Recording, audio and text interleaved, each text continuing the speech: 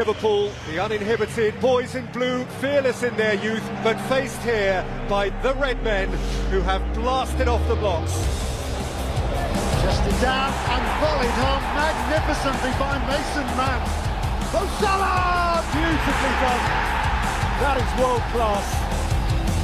Here's James. Abraham waits. The young guns to the fore again for Chelsea. Firmino, 14 wins in a row. Politic, 2. The American strikes again. Liverpool's return to Anfield, albeit empty, is triumphant. There's Reece James, going to try his luck. Oh, what a goal from him.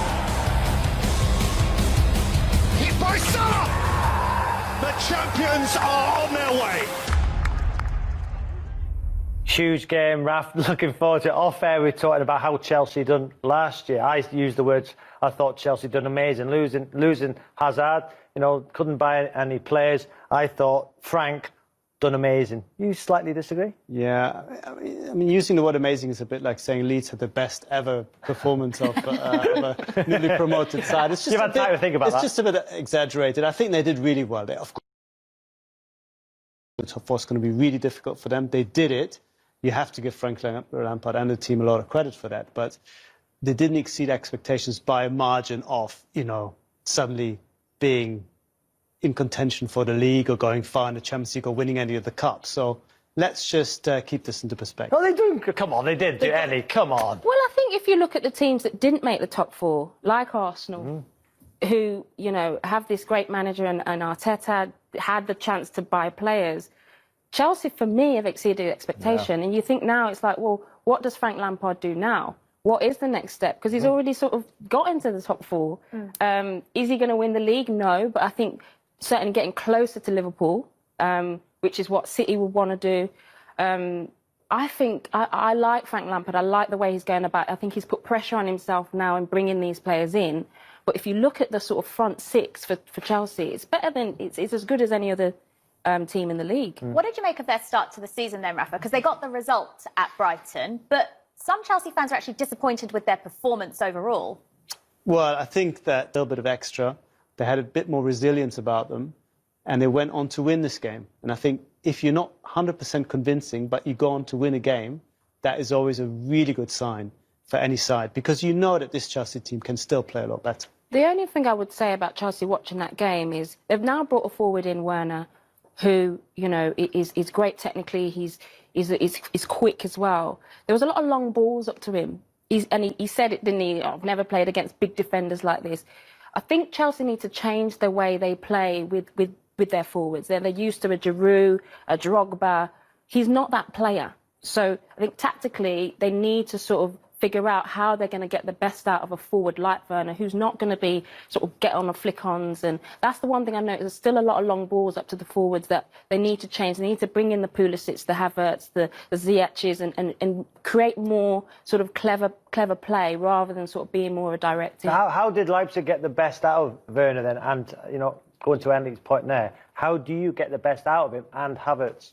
Well, this is a really interesting question because some people in Germany think that Werner is best when he plays as a second striker, slightly on the left, off a more orthodox target man. At Leipzig, it was Yusuf Paulsen or Patrick Schick.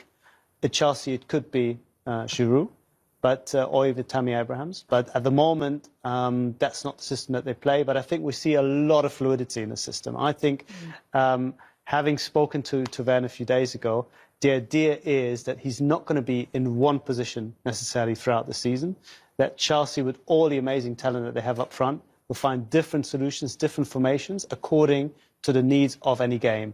And I think there's always a bit of a danger there that you can become too flexible and nobody really knows what they're doing. But if you get it right, it'll make Chelsea, for all the reasons you mentioned, Annie, one of the most difficult teams to play against because of the variety that they can bring to the team. Yeah, we'll chat to you more about Werner and Havertz in just a moment in our key clash. But before we get on to that, the goalkeeper situation at Chelsea, because Kepa's still under fire for the goal conceded. Despite getting a 3-1 win, Chelsea conceded a goal, Leandro Trossard with the shot. And people are arguing that other goalkeepers would save that. So what does Frank Lampard need to do? Are they going to get Mendy from Rennes? Because that's the link that's been made. Yeah, it's looking as if that deal is going to go through. Not in time, I think, for Sunday. I think Kepa will find himself under pressure, even more pressure with Mendy coming in as another option. But of course, there is something about, public perception. The moment a goalkeeper especially is being considered weak or at fault, people will magnify those flaws, and perhaps Manuel Neuer or Alisson not saving the goal, people would just say, okay, that was a shot, it goes in. But because it's Kepa, people are saying, oh, he shouldn't have been beaten, another goalkeeper wouldn't have conceded a goal. It's an easy argument to make because you can't replay that situation. But of course, perception also creates reality, and unless the team also themselves feel Kepa is the right man, you will have those doubts actually having an effect on the pitch as well, and I think that's why they need addressing it. I just wonder with Kepa as well, what kind of teammate he is. I get a sense that he's quite a spiky character. He had his problems under Sarri as well, with that sort of infamous, he's not coming off the pitch. And I think Lampard puts a lot of emphasis on that. He speaks about good teammates and good professionals, and I just wonder whether he's got a question mark over Kepa with that as well. So what is success then for Chelsea this season? Frank was under pressure last season, not signing players, losing Hazard, and he exceeded expectations. Now he's brought all those players into the football club, over £200 million spent. What is success then? I think success this season is getting closer to Liverpool and Manchester City. I don't think you can expect them to win the league. I don't think you can expect them to push either side close. But what you can't do is to be 30-odd points behind, as they were last year. What if they were 15 points behind Liverpool, close the gap, but finish fifth? That would be not good because... which one is it then? Because, no, it has to be... It's not either or. I think if you finish 15 points behind either of them, you have a good chance of actually making top four, OK? But you need to be both. You need to be in the top four. That is always the minimum target for any Chelsea manager. So it's top four, not closing the gap? No, it's both. Top four in itself is not going to be enough. If you ask me what success is, yeah, success with this team doing the same as you did last year cannot be success because you put all these new players. A lot of money. You have to improve. A lot of money. You have to improve. You're not going to be improving by necessarily picking up an extra 30 points. So but you need to pick up an extra 20 points. If Chelsea finish in the top four and the gap's still quite big, that's not success. No, that would be not enough progress that I would expect. It's maintenance of success. Yeah. Because as I said, I think... That's plateauing. You want to so if they finish above Arsenal, who've just won 2 trophies under Arteta, doing exceptionally well. If they finish above Spurs, who look like they're going to get Gareth Bale, with Harry Kane. If they finish above a fantastic Wolves side, Everton, who have bought well. If Frank finishes in the top four this season, that's not success.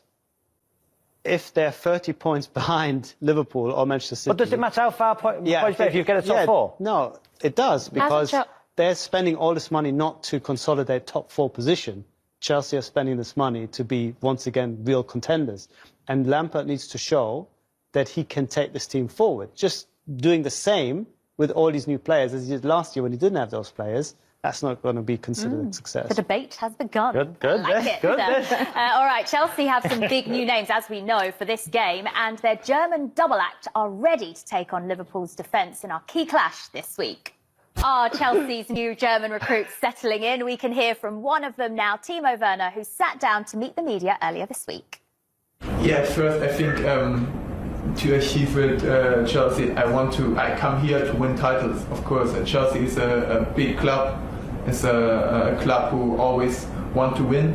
And for me, I'm a player, I always want to win every game. I'm looking forward to the game because, you have a lot of good teams, but I think you have with Liverpool one of the best teams in the world, and they win the league last year, and they have the same team as last year, so they would be strong as last year. So it would be a really good challenge for us. Well, he seems pretty settled in England already, Rafa, and you also met him earlier this week with The Athletic. Tell us what you found and what he's like as a person. How much is he enjoying the Premier League? Well, he came across in a very similar way that he did now in the Zoom interview. He seems really happy to be at Chelsea. He made a point of getting there early, ahead of everyone else, to settle down, to find his feet, both on a training pitch, but also when it comes to adjusting to a new league, a new town, a new language, all these things. And he seems just very happy. I think he feels that he's at a place that is exciting. I think that youthfulness, that sense of a team growing together, going forward, creating something new, is something that's hugely appealing, not just to him, but also to Kai Havertz, who, of course, had Werner as the pioneer, if you will, and perhaps made it easier for him to then make that decision, knowing Werner had already gone there.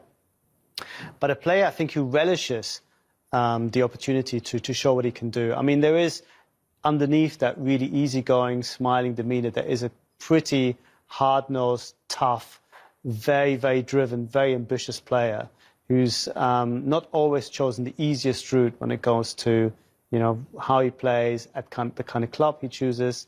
And I think he is absolutely keen to show that in the Premier League. What qualities do the likes of Havertz and Werner have then that Chelsea were perhaps missing last season? Well, two very different players. I think what Werner will bring is that third, final efficiency, the finishing, the movement. His goals went through the roof last year, went to another level. He's got the kind of pace, the kind of attributes that, especially in the Premier League, where games tend to stretch a little bit towards the final stages of a game, is going to be absolutely key. Everybody wants to have a fast centre forward. I mean, it's a given. With Havertz, I think it's a little bit different. Havertz almost, I think, will be, I don't want to say tasked with slowing things down, but I think his main mission is to find solutions in smaller spaces. Chelsea often struggled last year when it came against defensive sides, especially at Stamford Bridge, where there is a lot of pace, a lot of tempo, but when there's no space ahead of these guys, Hudson-Odoi and Mason Mount, then the ball kind of went back and went from one flank to the next, and then went to midfield and back, and the crowd and players got very frustrated. Havertz has this ability to play between the lines, find spaces, find the final ball, join up with attack, and I think, especially at home against those kind of sides, he will solve a problem that Chelsea saw last season. And what about Thiago? Looks like a lot of criticism for Liverpool on the opening day. Conceding 3, but they won the game. They got criticised. It looks like they're bringing in Thiago. What a player! Yeah, I mean, a player that is obviously well-renowned, has done so much at Munich.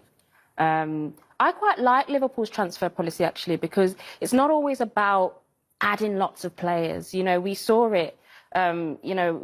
Klopp really believes in his team. This team is, is one of the best teams in the world, if not the best team in the world. You don't always have to add. It's about that continuity. But, Thiago will come in. We don't know whether Wijnaldum's going. Another big personality, another player that will, add to the growing personality and success of Liverpool. What will he bring, Raf? I mean, he'll bring a lot of things that this Liverpool team perhaps are a little bit short on, which is the midfield. The ability to pick a pass in the final third, the ability to dribble past players. He's one of those midfielders who plays at times like a winger because he just manages, through his technique, to just walk or run past players in midfield, and that opens up the space immediately. His passing range is superb. He's easily the most gifted of those midfielders. Is he a 6 or an 8 or both? He wants to be a 10. He wants to be a 10. He can do anything. I think he's most effective for a ball-playing team in a deeper role. Right. But Liverpool are slightly more different. They're slightly more back and forth, slightly more rock and roll, I was going to say. I think an 8 is probably the ideal position in this team. But he can play absolutely anywhere. But there's another factor that we should mention when you say, what does he bring to this team? He is the first fully formed star player that Liverpool have bought since Klopp was there. Yeah. All the other players have been players who are in their mid-20s or even younger. And Klopp is developing them and he's working with them, and collectively they're going to the next level. He's the first guy, and I think that's a reflection also where Liverpool are now versus to where they were a few years ago. We said, OK, I'm going to go in. And I think everyone's going to enjoy having this kind of character in the dressing room. I just want a great signing, there's no doubt about that. I just wonder with Liverpool whether they'll regret not bringing in another forward in the event their front three, who are the best, get injured. You know, who is the replacement for a Mo Salah, a Firmino, a Sané? They have great hopes for Minamino. Minamino, we haven't yes, seen it yet, but they think that he can do it. They missed out on Werner. You know, obviously Werner chose Chelsea, but there was speculation around Werner going there. If those front three get injured, where are the goals coming from Liverpool? Yes, they've signed. You know, is Thiago going to add to the goals that? No. You know, in the event those front three, it's not. There's not a lot of depth there.